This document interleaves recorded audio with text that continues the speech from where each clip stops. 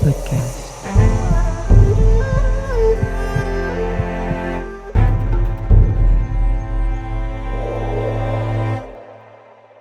Hello and welcome to Emma's podcast. In today's podcast, we're going to be talking about add some compost. I know I cannot help myself. What can I say? Let's get started. In the last post, we talked about the first 3 of the 7 specific areas you need to consider in your franchise prototype process. This again applies to businesses, trade businesses, but today we're still doing this week the franchise prototype. So here are the 7 again. Primary aim, strategic objectives, organizational strategy, management strategy, people strategy, marketing strategy, system strategy. So these 7 areas will turn your plan for the ultimate level of success. Today, we are going to cover the last 4. Think of constructing your business model like planting a tree. At first, it's so small and weak, you wonder if it will even make it through the night. But you keep watering, fertilizing, and nurturing it. Your ideas will grow. The trunk and each of these strategies will extend out as the branches of your now strong tree. Finding the perfect support, staff, employee, vendors, suppliers, and other relationships will make your tree flourish with leaves and flowers. Management strategy.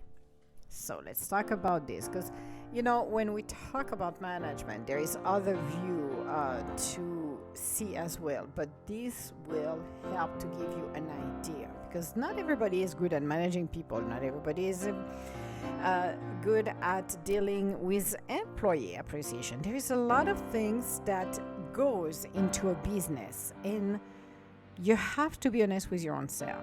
You really have to look at what are my weaknesses. How can I overcome them? If not, who do I need to hire that can have those skill sets so I don't have to deal with that? So management strategy. The way you structure your management team is not only essential to your growth, but the happiness of your employees and ultimately your customers/clients. This strategy is result-oriented and doesn't depend on the people, but the actual system that is in place. A management strategy is, in short, a set of standards that includes goals, rules, a mission statement, and other concrete things that tells your employees how to act, your management, how to grow your business, and your customer client what to expect. So this should all be in perfect alignment with your business, and many times this is not in alignment. How many people have when they came out of school, fresh, green behind the ears, decide to think, well, I'm going to be a manager in 5 years. I'm going to climb the corporate ladders. I'm going to be so good at it that, oh my God, people are going to love me. I am that good. The problem is most of them don't have leadership skill sets. That's one of the biggest issues that I've seen, and often it's the ego-driven people to take some of those positions that at the end of the day is counterproductive for the company. You have to be honest. When you do things, you have to be honest. If you cannot do it, learn how to. If it's your ultimate dream to become a manager, then follow the process. That's one thing. When you're in business and when you're looking at your franchise or your own business, you really have to recognize that maybe my cousin is not that good to be a manager, or I have a friend, a childhood friend that I'm going to hire. She wants to be a manager, but she is not that good at all. But I'm going to put her in that position because I like her. It's not going to go well with the rest of the employees. So you really need to make sure it's in perfect alignment. One thing off and your entire pyramid crumbled. And I have seen it too many times, by the way. So I speak per experience and what I witness as well. Now, employee appreciation. So that's another thing too. You need to put together a people strategy that shows your employee how you feel about their job performance and dedication to your business. They also need to understand why they are doing specific tasks. This helps them to personally connect to their job, which in turn leads to a better production and a happier workplace. So there are a number of strategies you can use to keep it interesting at the office. Performance incentive program. And you see it in sales. If there is some incentive and we say, well, if you are able to bring on board this amount of people or sales, then you meet the quota, you meet that line, you meet that goal, then you can get a 10% or $1,000 or $500 extra for you. So those incentive programs work great. It doesn't have to be a form of, again, compensation. It could be time off. It could be anything. Now, contests that reward high performance. Those are nice, but I'm not a huge fan of those because I always have a problem with some people who are cheating along the way. But contests that reward high performance, why not? If you're nurturing everybody else's, great. Employee of the month, we see it quite often, but again, an employee of the month should not be somebody you like in particular. It's somebody who do the job and deliver. I have seen it too many times. People who, again, have their what I call clique. Oh, this is my people here. And when I talk my people, this is my buddies. We all chat together. We have a great connection. But there is other people within the group that can do as well than others. But they've always been passed through because I don't have any connection with, any affinity. We don't have anything in common. It's not because you got nothing in common with somebody that they cannot do and perform a job very well than somebody that you're connected and you really like. So you have to be more professional when it comes down to it. And that's what the threshold, and I've seen in the past, and I'm talking again per experience. No, I'm not ranting, but I witnessed it again. That people will favor the people they like the most and ignore others. You have to be fair across. And that's one of the hardest things to do with people is you have to be fair across everybody else's. Everybody. Even if you prefer somebody. I can tell you that because, yeah, that's never set well with most people. Now, you do have performance and holidays bonuses, which is awesome because, and that's what I like. So this one I like it because it's an entire group. It's the company. You don't set a goal for, hey, who's the best one? Because again, it's going to bring animosity. It's going to bring jealousy. It's going to bring unhealthy competition. However, I like the performance and holidays bonuses because you take the entire group and say, you know what, guys, let's push this. Let's meet those goals and everybody gets something. You encourage teamwork right there. You don't separate. You don't try to make it an unhealthy competition. You bring the team together to achieve that. That to me is worth more than the employee of the month or the contest that rewards the high performance. That to me really brings everybody together. But that's my view. Maybe you have a different view. Maybe you like the competition. Maybe you like everybody else's crushing and stabbing and stomping on top of everybody else's to go there. That's up to you. But for doing a healthy competition, I think people are more rewarded when you do things equally because it really brings people out and encourage others. Really. So that is what we talk about, those strategies for encouraging employees. And these are just few of the ideas you can use. One of the best way to appreciate your employee is by calling a meeting and asking them how they would like to be rewarded. Okay, so some people are going to say, well, I want a Mercedes, I want a Porsche, I want a trip for the Caribbean for the next 6 weeks. but maybe they want some time off. Maybe they want something that you ever think. Maybe they want some more catering. Maybe they want more food coming in as a reward. That works great. So have some nice luncheon once in a while. Why not? And that happened in the past that we achieved some of the stuff. So what they did is they go to the promo catalog, and we had to pick with a certain amount of dollar items. And I still have my Black Hawk computer backpack. That was one of the things that I had in the past. I had just removed the logo of the company that I was working with. I'm like, no, we're not going to leave it there. But overall, that was great. I loved it. That was awesome. For me, it was like, it was great. So asking them, it's helping them to participate in everything as well. So think about it for a while, because again, when they're asking you, just think about it for a while and put the best strategy into play. Keep it fresh and change up the strategy you use from time to time to keep your employees guessing. Once they get used to the price, it's time for a whole new approach. You need to build a community within your company. There needs to be support, appreciation, and respect.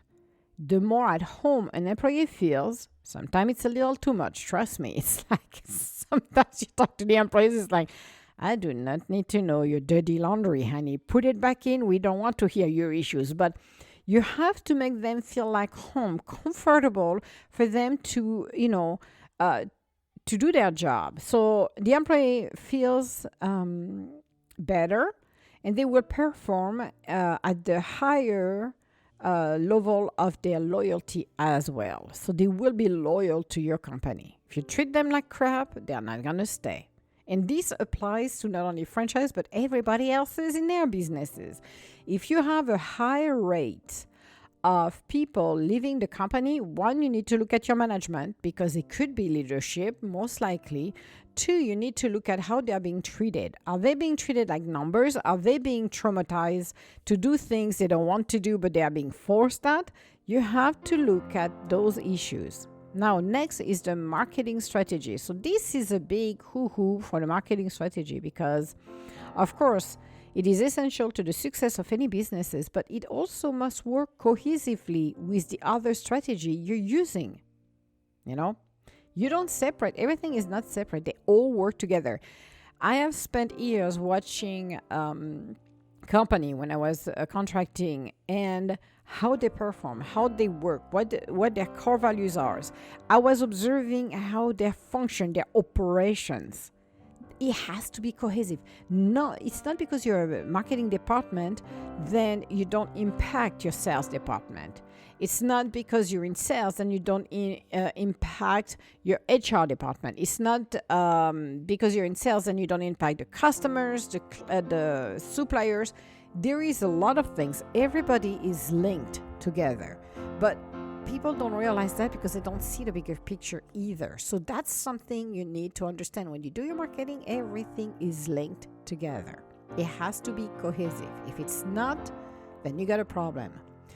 So it has to be cohesive with the other strategy you're using. There are two major pillars of a successful marketing strategy: the demographic and the psychographic profile of your customers. And I talked even yesterday, which will be a week ago. I'm going to call it, because by the time you're listening to this one, it will be next Monday. So that was last Tuesday, which then I went and I talked about actually marketing online. There is an understanding about marketing that you need to know: the demographic and the psychographic profile. So the psychographic tells you what your customers are the most likely to buy, and the demographic tells you who they are, which can help you learn why they buy specific items. Without this information, it simply doesn't matter how good your business prototype is. If you don't have it, you got a problem. So your system strategy now, there are 3 types of system in every businesses. the hard system, the soft system, and the information system. Now, the hard system refers to the inanimate system or systems that have no life. Soft systems are those that could be living. Information system, which are, of course, everything else, including customer data, product information, financial, anything with data and numbers. Information system is what it's all about.